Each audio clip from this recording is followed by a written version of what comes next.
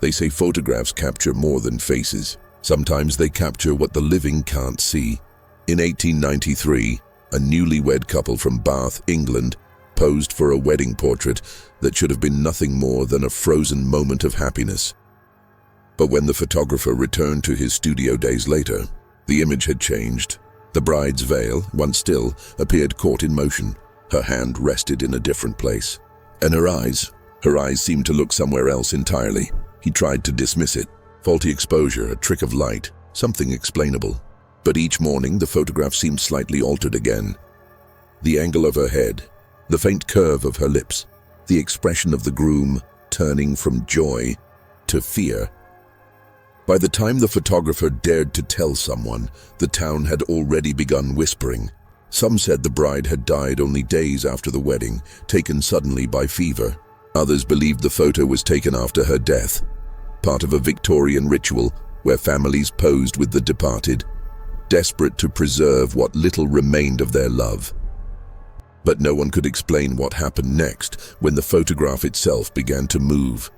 Not on film, but behind the glass. Even today, the image survives, cracked, aged, and dusted with time. And those who've seen it swear, if you stare long enough, you'll see the bride's veil sway, and her eyes, slowly, turn toward you. It was June of 1893.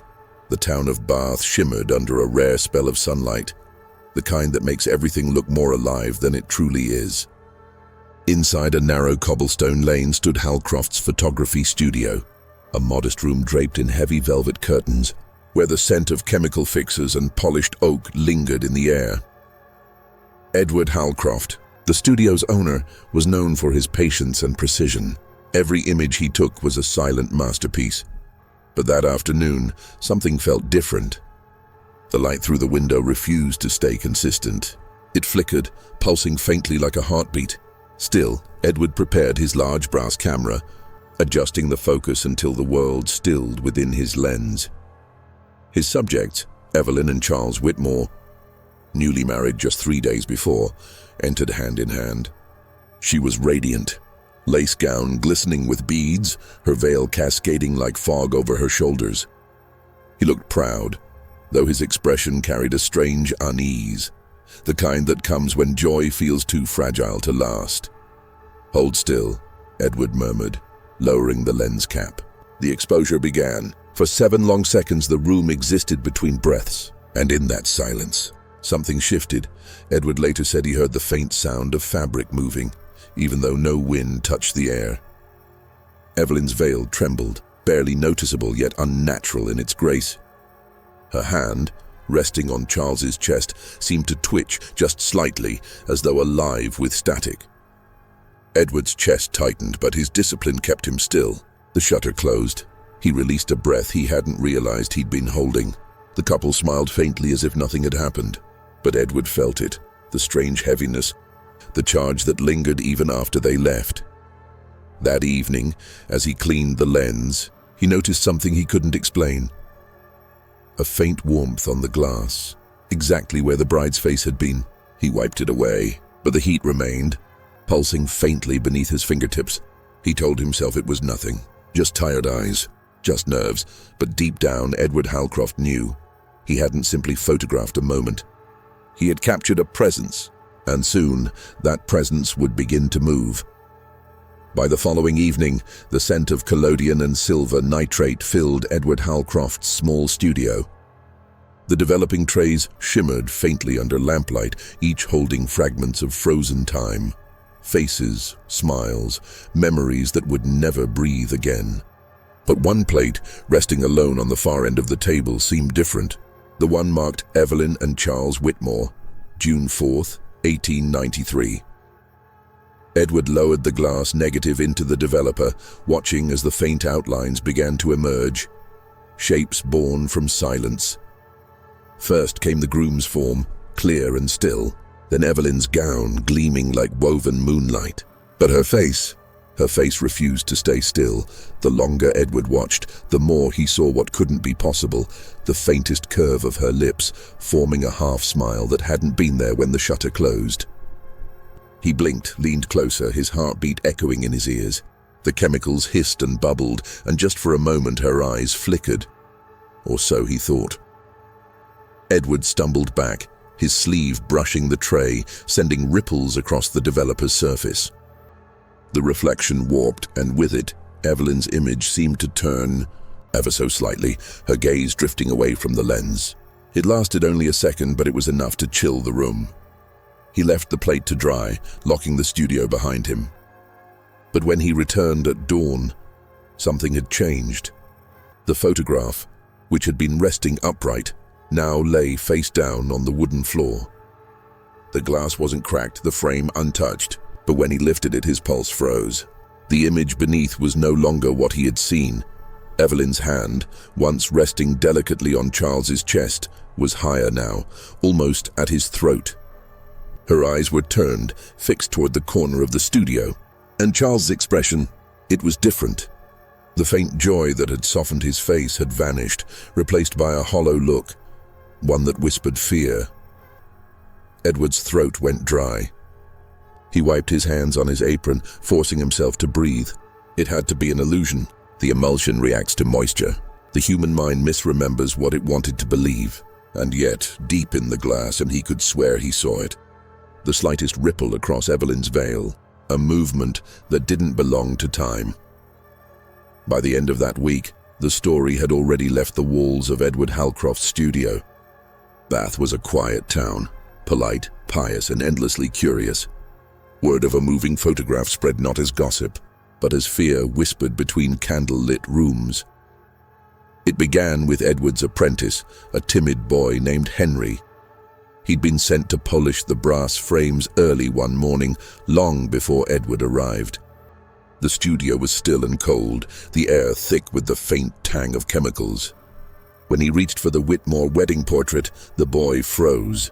In the reflection of the glass, he saw something move, not his own hand, but hers.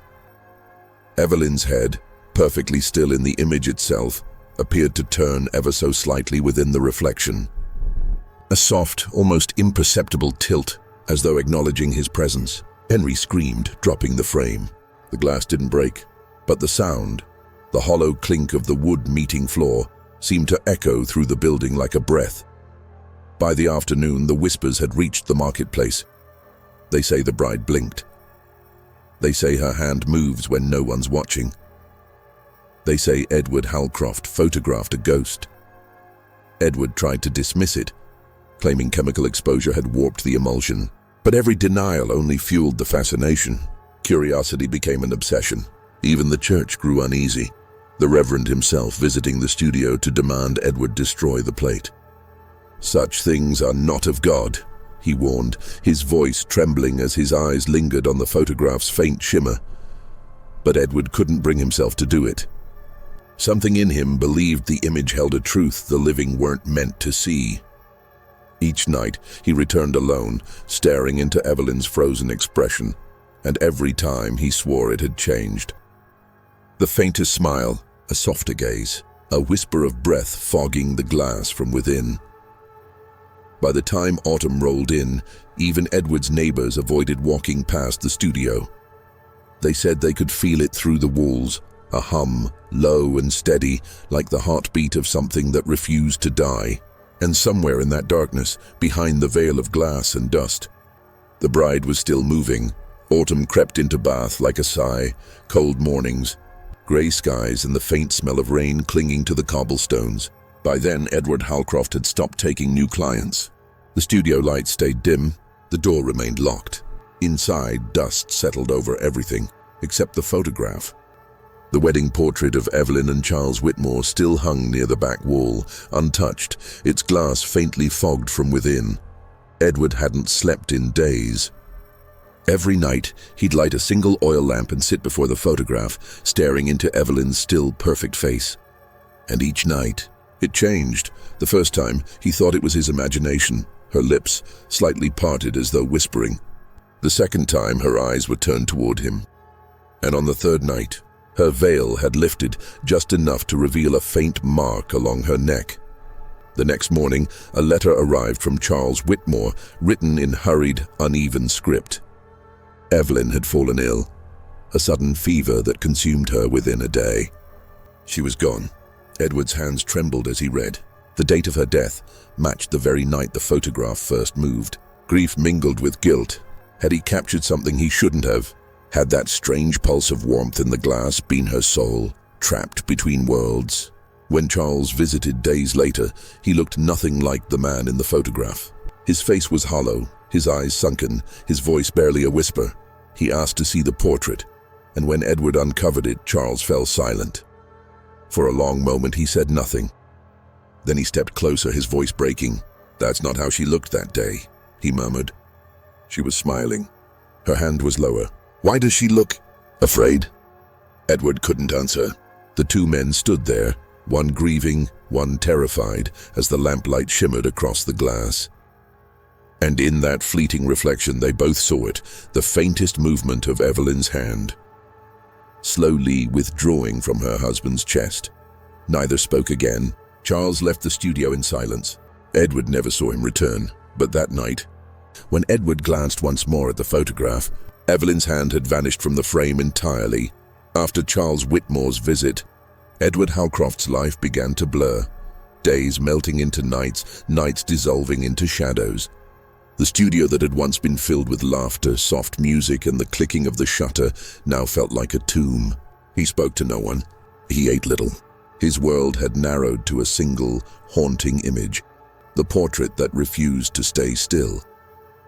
Every evening he lit his lamp and sat before the photograph.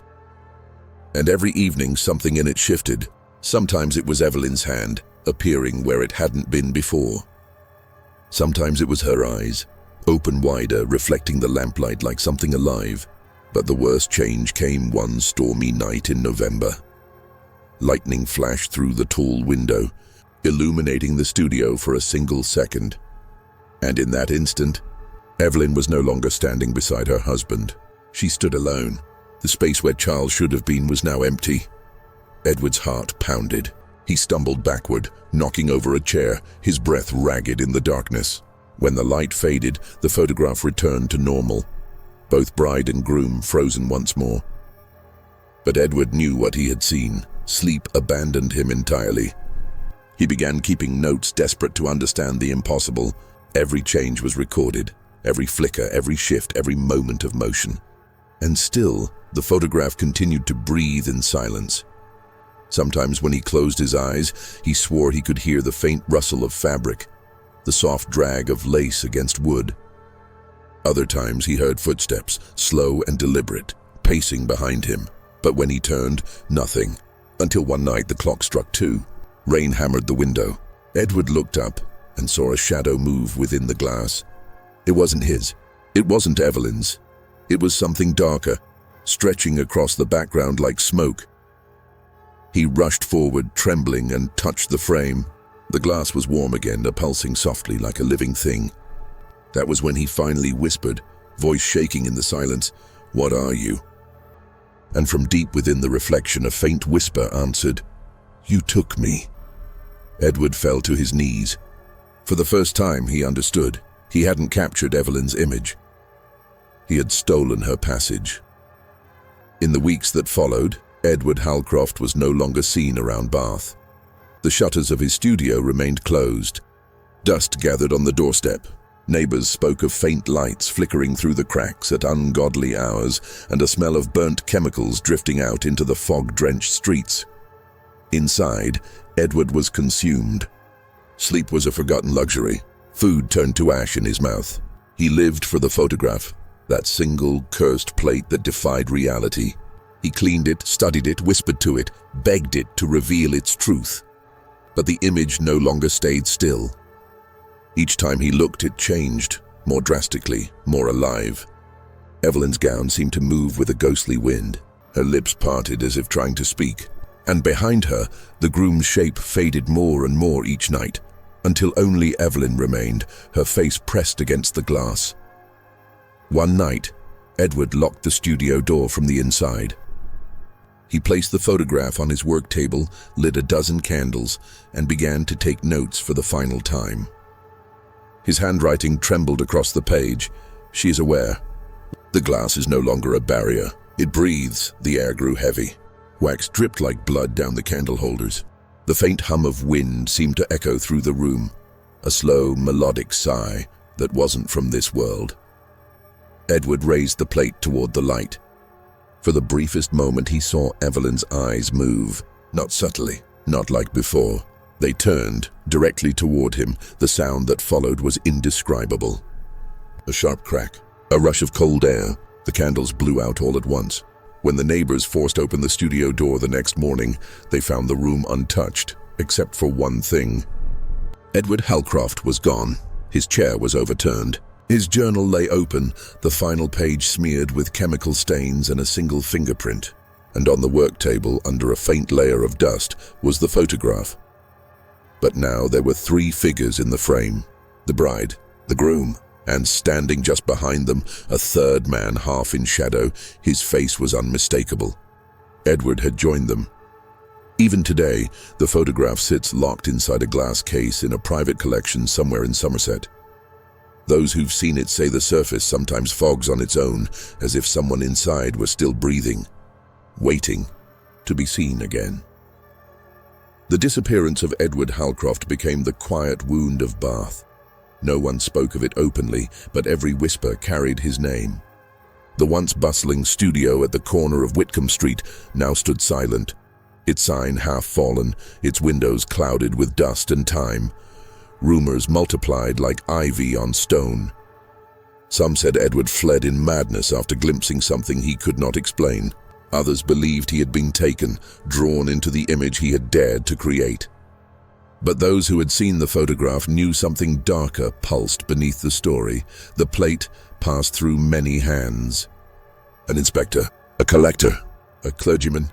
Each claimed it was merely a curiosity from a bygone age, until one by one, each refused to keep it in their homes. The collector's servant spoke of a woman's figure reflected in mirrors where none should stand. The clergyman's chapel bell rang once every night at 2 a.m., even when the tower was empty. And the inspector's wife, she was found sleepwalking toward the attic, calling the name Evelyn in a trembling voice she did not recognize. Within months, the legend took form. They called it the Bride in Glass, a spirit trapped between moments, forever replaying the instant she realized her life was over. Some said she lingered not out of malice, but longing, waiting for her husband, or perhaps for Edward himself, the man who had dared to make her eternal. A century later, the photograph resurfaced briefly in 1931 when a historian catalogued it for an exhibition on early photography. He described it as the clearest example of impossible motion ever captured. He did not elaborate. 2 weeks after his report, he vanished during a train journey to London. His luggage arrived. He did not. Today, the photograph remains unseen by the public, locked inside a private collection known only by rumor. But occasionally, a grainy copy appears online. Experts dismiss it as a hoax. Skeptics laugh. Yet those who truly look at it, those who dare to stare for longer than a breath, swear the veil shifts ever so slightly, a gentle flutter, like breath against glass, a faint shimmer, like eyes remembering light. And sometimes, just sometimes, if the room is silent enough, you'll hear the sound of fabric brushing against wood, as though a bride was stepping forward, still trying to finish a dance she never got to start. Some believe the Bride in Glass is nothing more than an old photograph gone wrong, a trick of exposure, a flaw in the chemical process. But others sense something deeper, a pulse beneath the stillness, a message captured not by the camera, but by something far older than light. Spiritualists say the image holds energy, the kind that does not die with the body. They believe the camera, in its brief moment of exposure, tore through the veil that separates the living from the dead. For a fraction of a second, the lens saw not just the woman as she was, but the echo of what lingered after. In the 19th century, the Victorians were obsessed with death and spirit communication. They believed that every object, every photograph, could trap emotion, a fragment of soul. To them, the image of Evelyn Halcroft was not a mistake. It was proof that grief could be eternal, and that love, when bound by sorrow, could bend reality itself. But those who studied the original plate noticed something unusual. A faint glow, like energy radiating from Evelyn's chest. Not visible to the naked eye, yet clear when examined under spectral light. It pulsed faintly like a heartbeat, almost alive. Modern parapsychologists describe this as a residual haunting, an imprint of intense emotion repeating in an endless loop. But there's another theory, one far more unsettling. They call it a soul tether. It suggests that a photograph can act as a bridge, anchoring a restless spirit between dimensions. In Evelyn's case, perhaps her spirit never left the moment of the wedding, or the grief that followed. Perhaps she became bound to the very light that captured her, and to the man who dared to immortalize her in that fragile frame. And if that's true, if cameras can indeed hold pieces of what we cannot see, then every photograph we take may hold more than we realize. A fragment of time, a residue of emotion, a whisper of the soul. So when you look into the eyes of someone frozen in an old photograph, when you feel that faint pull in your chest, that inexplicable chill, remember this: the camera doesn't just capture faces, it remembers energy. And sometimes, that energy remembers you back. For decades, The Bride in Glass was dismissed as folklore, a story whispered by collectors and ghost hunters chasing shadows, but scattered through history are traces, fragments of evidence that refuse to fade. In 1924, an archivist from the Royal Photographic Society was tasked with restoring the damaged plate. He documented every step of his work in a small leather notebook, a record that still exists today. On the final page, his handwriting grows uneven, the ink pressed harder into the paper. The emulsion breathes. There is motion in the grain. The subject is aware. 3 days later, he abandoned the restoration mid-process and resigned without explanation. When questioned, he only said, "Some images are not meant to return to light." Nearly 40 years later, in 1962, a researcher named Dr. Lionel Kerr claimed to have located the original negative. Using early spectral imaging, he discovered faint streaks of light across the surface. Not random, but shaped like delicate strands. Almost hair-like. Under magnification, one strand appeared to belong to the bride's veil, except it wasn't on the plate when first examined. The pattern seemed to shift each time the image was processed. Dr. Kerr called it a living photograph. His colleagues laughed. 2 months later, he too vanished, leaving only a reel of film and a single word typed across his final report: movement. Even in recent years, experts who've studied the digital scans report subtle anomalies, micro-shadows that pulse, pixels that distort only around the bride's face. No AI tool, no modern software can fully stabilize the image. It's as if something inside resists being seen too clearly. But perhaps the most disturbing clue came in 2019, when a private collector in Somerset allowed a team of photographers to document his archives for a heritage project. When the crew packed up their gear, one assistant noticed a frame had shifted slightly on its own. When asked what was inside, the collector simply said, "That one never stays still." The footage from that day remains unreleased. The collector stopped responding to messages, but in one leaked still, a reflection can be seen in the glass, faint, blurred, yet unmistakably human. And behind the reflection, where the bride's veil should have been, there is a trace of movement, a ripple, like breath on cold glass. No explanation, no logic, just silence. The kind of silence that makes you feel someone standing just behind you, the reflection that never left. More than a century has passed since the day that photograph was taken, and yet the Bride in Glass refuses to fade. Historians call it myth. Skeptics call it coincidence.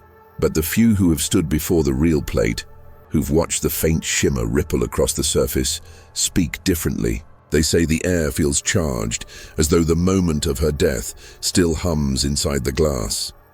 Perhaps Evelyn Halcroft never left that studio. Perhaps her spirit, bound by love, grief, or unfinished vows, remained suspended between exposure and eternity. The lens froze her body, but her soul kept moving. And maybe that's what all photographs really are.